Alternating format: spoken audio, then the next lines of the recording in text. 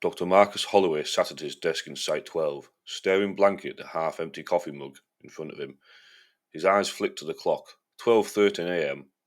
He rubbed his temples, trying to fight off the dull ache that had been building for hours.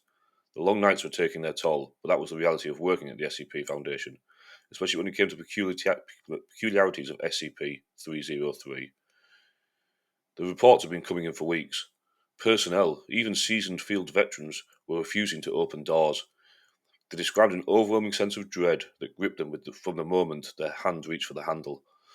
But worse than the fear was the shape behind the door, a silent, looming figure with no face, just staring. The Doorman, they called it, SCP-303. Marcus had read the files, scoured the surveillance footage, and listened to the hours of witness testimony, yet there was no clear patterns, no clues to its origins. It appeared seemingly at random, behind doors throughout the site, halting progress, trapping people in rooms or hallways for hours. No one had ever seen it move, and it never tried to force its way through the door. It simply waited. Tonight, though, something felt different. He stood up, pacing round his small, sterile office. The hum of the fluorescent lights buzzed in the background, a constant drone that had only added to his unease. He was supposed to file a report on 303's latest manifestation in the dormitory wing, but the words wouldn't come. What could he say that hadn't already been said? That it was inexplicable? That it was terrifying? Everyone already knew that. A soft knock at the door startled him. "Dr. Holloway?" A voice came from the other side. It was Sarah, one of the night security officers. She sounded tense. There's been another incident." His heart sank. He hadn't slept well in days, and the idea of another encounter with SCP-303 gnawed at him. He hesitated before responding. Where this time?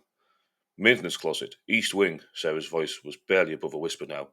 "They're requesting your presence." Marcus exhaled, feeling a pit form in his stomach. The East Wing was only a short walk away, but every step would be haunted by the knowledge of what lay behind the door. He grabbed his flashlight and badge, then headed out into the dimly lit corridor. As he approached the maintenance closet, the air grew colder. Two guards stood nearby, shifting uneasily. A door, a plain, unremarkable door, as all the others had been, was closed tightly in front of them. The dread was palpable, and Marcus could feel it even from several feet away. "You all right, Dr. Holloway?"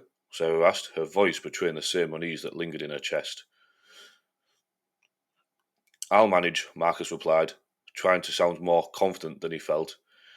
He stopped a few feet from the door, staring at the wooden surface as if it would open some kind of explanation. It didn't. "I saw it this time," one of the guards, Thompson, muttered, his eyes fixed on the door handle. "I saw it standing there, just waiting. I couldn't open it." Marcus nodded, feeling his pulse quicken. This was the same story he had heard dozens of times, but hearing it in person, so close to the thing itself, felt different. It felt real. He took a step closer. The sweat on his brow betrayed his nerves. Slowly he reached for the door handle, his hand trembling. His mind screamed at him to stop, to turn back, to run. But he was a doctor, a scientist. He needed to understand.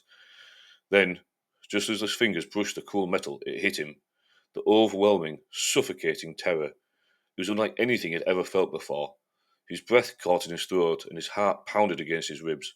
His vision blurred at the edges, and for a moment he thought he might pass out.